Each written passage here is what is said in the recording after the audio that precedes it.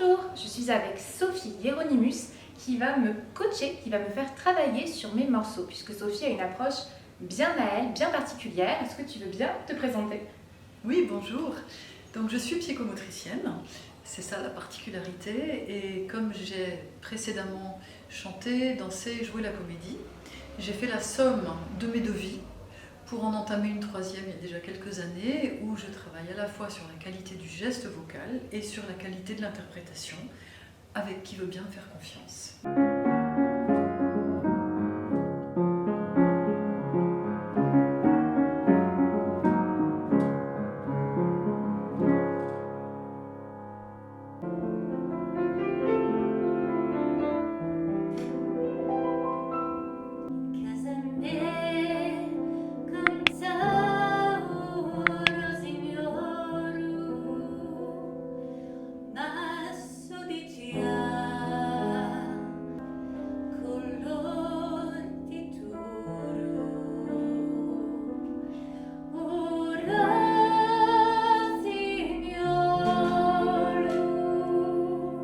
Je t'inviterai à faire un essai, d'accord? Donc tu n'as pas de micro, donc tu as les deux mains libres. Ouais. Est-ce que tu pourrais, comme un exercice, à chaque fin de phrase, depuis le début du morceau, chaque fin de phrase, tu prends le temps de te poser. C'est-à-dire que tu prends le temps de, s'il reste de l'air, il a le temps de s'en aller, et tu laisses faire l'inspire suivante et tu redémarres. On raccourcira ces temps-là après, d'accord? Ouais. Et éventuellement, tu t'aides sur chaque phrase d'un geste d'ouverture des bras.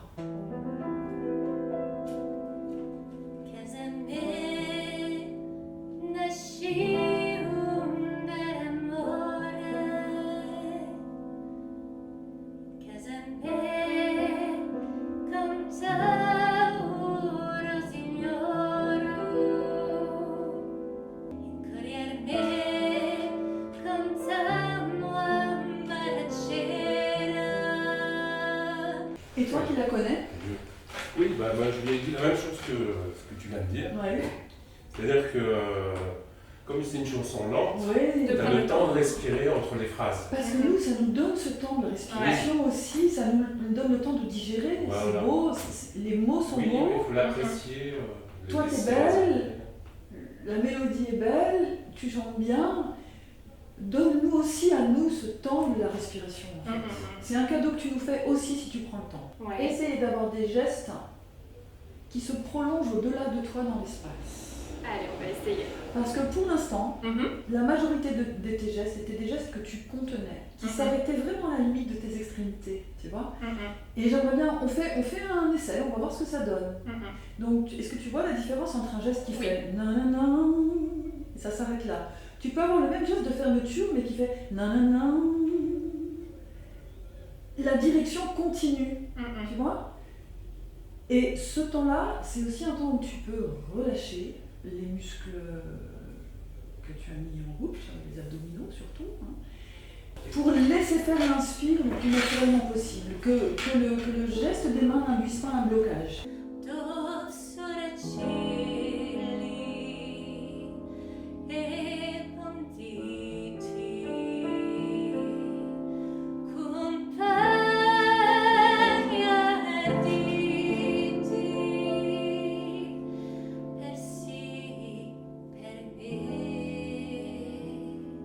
J'aimerais bien te proposer de faire un travail plus spécifique Sur les pieds. sur le rapport entre les pieds, le bassin et le sommet de la tête. Ok. Là, en plus tu as avancé les bras, plus tu as tendance avec le haut du corps à partir légèrement en arrière. D'accord. À peine, Ouais. à peine, mais du coup la voix elle a tendance un petit peu à reculer aussi. Alors avec le micro, c'est sûrement différent, mais là il n'y a pas. Est-ce que tu pourrais faire juste comme exercice préalable, fléchir les mains? Vachement mal toute la jambe droite, donc je sais que j'ai du mal à mettre les deux appuis. Ok. Quand tu chantes, Ouais. le souffle, Ouais. tu le guides des poumons vers l'embouchure, d'accord? Donc du bas vers le haut. Oui. Et puis tu as besoin de soutenir ce travail expiratoire d'un travail abdominal qui va du bas vers le haut, éventuellement même depuis ton périnée quand tu as besoin de choses intenses. Et tu vas t'aider non seulement de l'ancrage des pieds, mais plus important que l'ancrage, après l'ancrage, tu as besoin de repousser le sol. L'ancrage, l'appui, n'a d'intérêt que si c'est un préalable pour se redresser, tu comprends? Et pour s'aider, en plus du travail expiratoire, des muscles expiratoires, de s'aider de toute la dynamique du corps pour repousser le sol, s'ériger et s'affirmer. Tu vois? Donc si tu sais que tes hanches, elles sont là, ça change beaucoup de la qualité de ton aplomb. Ça veut dire que tu vas pouvoir te servir beaucoup plus de l'aplomb de ton squelette et tu auras moins besoin des muscles. A fortiori, si tu me dis que tu as un souci de jambe, essaye comment tu peux trouver une posture. Peut-être pas aussi rapprochée que ça, mais tu vois, les pieds qui s'approchent quand même de cet axe vertical dont les hanches sont le relais. Et puis comme par hasard, tu continues à monter, là-haut, tu as les oreilles qui régissent et le système vestibulaire, donc l'équilibre, donc la stabilité, et qui dit stabilité dit aussi moins de trac, et l'audition. Tu peux essayer ça? Voilà. Donc tu te dis, est-ce que tu peux reprendre juste la flexion des hanches en te disant que c'est vraiment là que ça plie? N'hésite pas à mettre tes mains dans un premier temps. Vas-y. Fais voir. Oui, c'est ça. Oui, exactement. Exactement. Et si tu penses tes ischions derrière, les os sur lesquels on s'assied, quand tu fléchis et que tu te redresses, les ischions ils descendent pile à l'aplomb des talons. Voilà, mais tu le fais bien, parce qu'il y a des gens quand ils plient, qui au lieu de plier là, plient dans les lombaires, quand ils plient, ils font ça. Donc ils se désaxent complètement. Ou à l'inverse, tu as des gens très cambrés qui ne corrigent pas, qui font ça. Et pareil, ils se désaxent. Le problème, c'est qu'à partir du moment où la position du bassin n'est pas juste, la position du cou, voilà, et en pâtit, et donc la position du larynx, et donc la qualité de la voix. Je propose de reprendre cette montée-là, et tu t'aides, même si c'est un mouvement qui est tout petit, tu t'aides de cet appui, de cette conscience de ton poids pour repousser le sol. Et tu essayes de te servir de cette élasticité-là, et c'est comme si les bras n'étaient que la dimension de l'ouverture en fait. Tu vois ?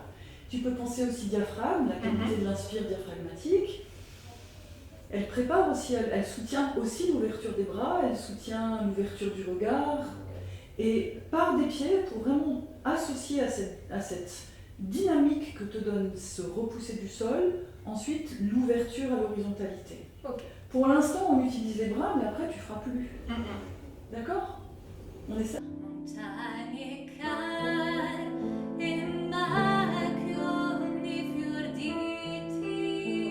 Les hanches souples, un petit ressort.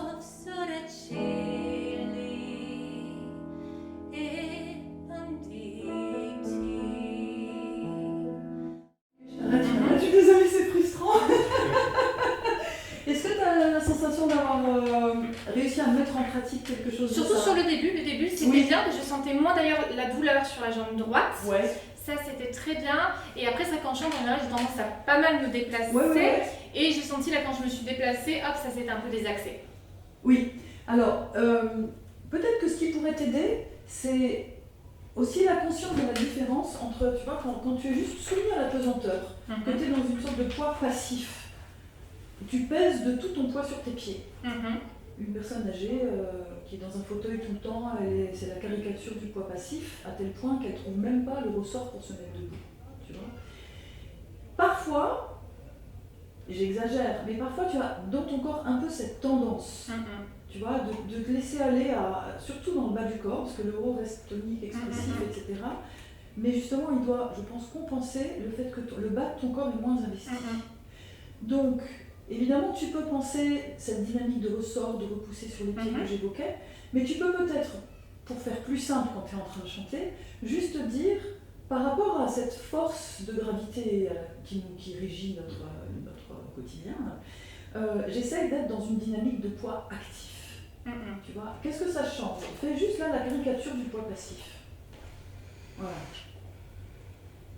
Ça change aussi la disposition à l'intérieur. On est beaucoup moins dynamique, on a moins envie de partager, de chanter peut-être. Et tu te dis, je change juste ça. Et tu démarres de tes fondations pour ça. Tu sens la différence? Tu vois, donc c'est ce travail de repousser que je te fais depuis tes hanches là.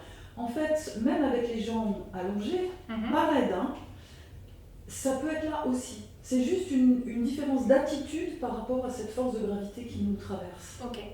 Ça te parle? Ouais, je le sens. Ouais. Donc pas raide non plus, il ne faut pas que ça se transforme en un truc qui ne veut plus lâcher.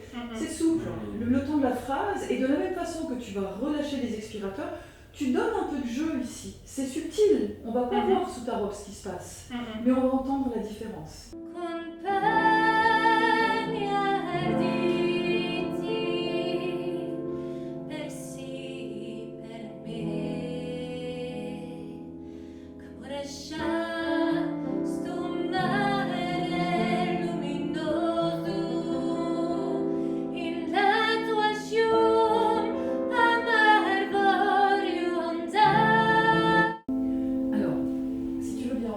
Juste l'aigu, direct.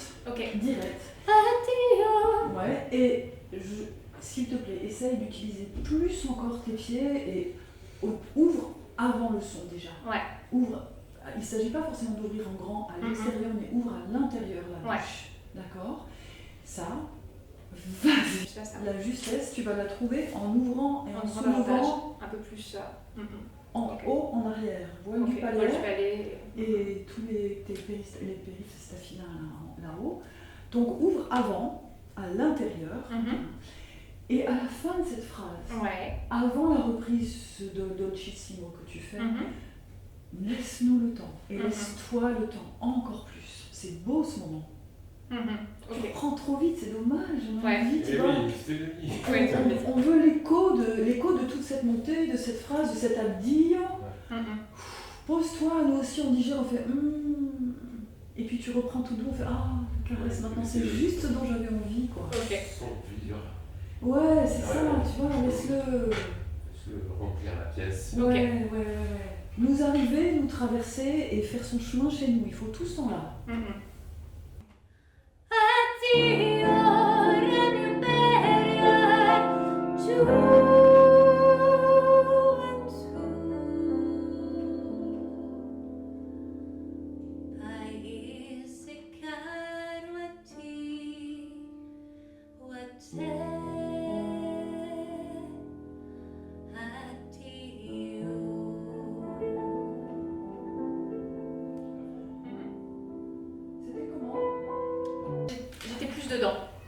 J'étais plus dedans. Et l'aigu, là, tu l'as senti comment, là? Bien. C'était carrément plus ouvert, c'était plus large, c'était un beau son, tu as trouvé aussi? Le son, il vivait plus. Ah ouais, il vivait plus, hein. Ouais. Et puis, c'est le minimum syndical de ton pause que tu as fait, hein. Minimum, pas plus court, hein. Tu peux encore en ajouter un petit peu, hein. Je ressortirai. T'as le courage de le faire une dernière fois? Même si on travaille que là-dessus, tu vois, je pense que ça vaut la peine. Donc, les appuis, l'ouverture, t'as plus forcément besoin du geste, mais tu vois que l'idée du geste, c'était qui se prolonge au-delà de toi dans l'espace, c'est exactement la même idée, la même intention que ce son que tu laisses se propager et que tu nous laisses le temps d'intégrer. Ça va dans le même sens, d'accord?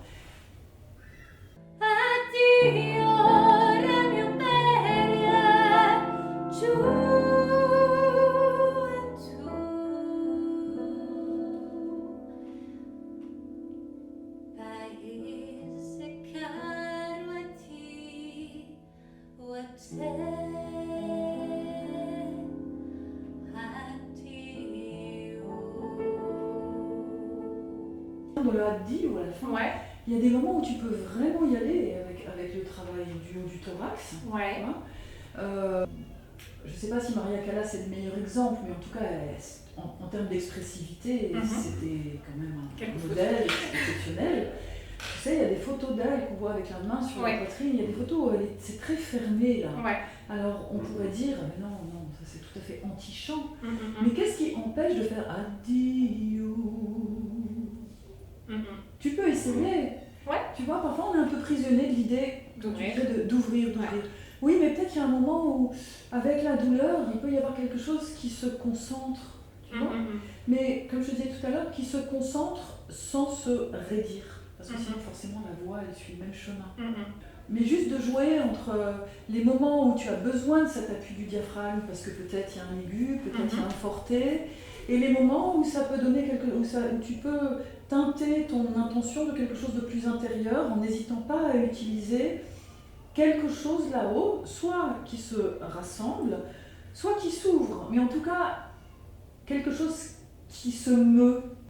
Où est-ce que ça te touche? Comment ça te traverse? Et parce que nous, c'est ça qu'on va recevoir. Quand parfois il y a une petite imperfection, évidemment la justesse c'est embêtant, mais il n'est pas question de ça, là. Il est question plutôt du son, de la matière du son, tu vois, du grain de la voix, de toutes ces choses-là là, qu'on décrit par plein de mots différents. Sinon le risque, c'est une jolie chanson. Tu veux bien essayer, sur la suite là, tu veux bien essayer, quitte à ce qu'il y ait des choses qui ne soient pas parfaites, même dans la justesse. Pour l'instant, tu n'as pas le choix avec ça. Ok. À l'aventure. Même si tu fais des choses pas très jolies avec ton corps, tu as l'impression de faire des choses pas très jolies. Ok. Même si à un moment l'émotion te déborde, tu te rattraperas parce que tu as la technique derrière quand même.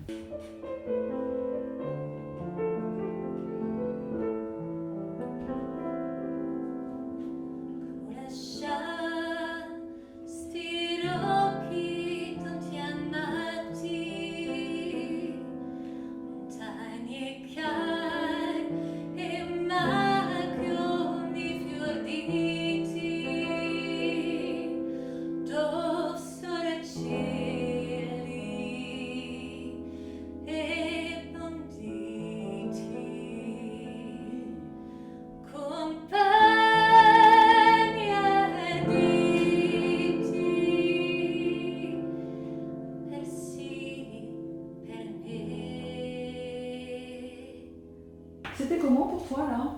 C'était difficile de ne pas être trop envahi par l'émotion, Oui. parce que c'est une chanson qui a fait complètement écho, mais à mon histoire. Mais donc voilà, j'essaie de mettre un peu d'interprétation, donc avec beaucoup d'images mentales de ce que moi ça m'évoquait, et en même temps, de temps en temps, de rattraper quand je sentais que ça allait partir. Moi, ça me touche beaucoup plus. Quand tu le chantes comme ça, au début, c'est beau, on se dit voilà une chanteuse qui connaît son boulot, quoi. Mais en même temps, c'est plus loin de moi. Et tu vois, il y a des moments, dans des chants comme ça, où tu peux aussi te laisser aller à ce fameux poids passif que j'évoquais. Il y a des moments où tu peux mais tu sais que quand tu fais ça, le larynx, toutes les structures, elles suivent le mouvement. Donc tu sais que sur la phrase d'après, il va falloir reprendre si tu veux être juste, si tu veux aller au bout du morceau, etc. Mais rien ne t'empêche de le faire. C'est la liberté que tu t'accordes, c'est la différence avec le lyrique, où j'étais tout le temps au taquet.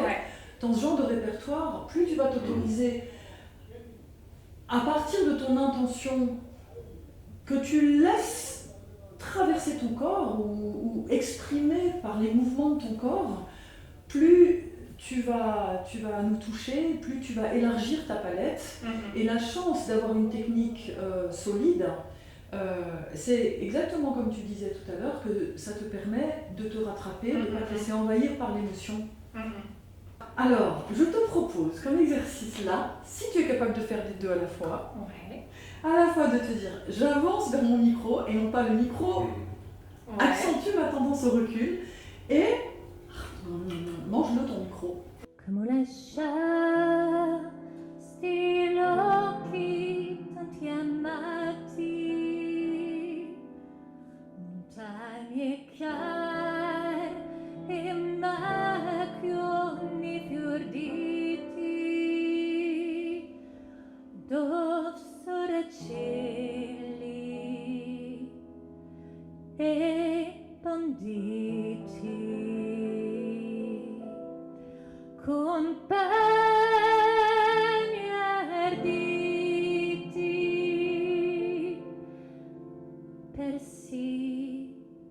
per me.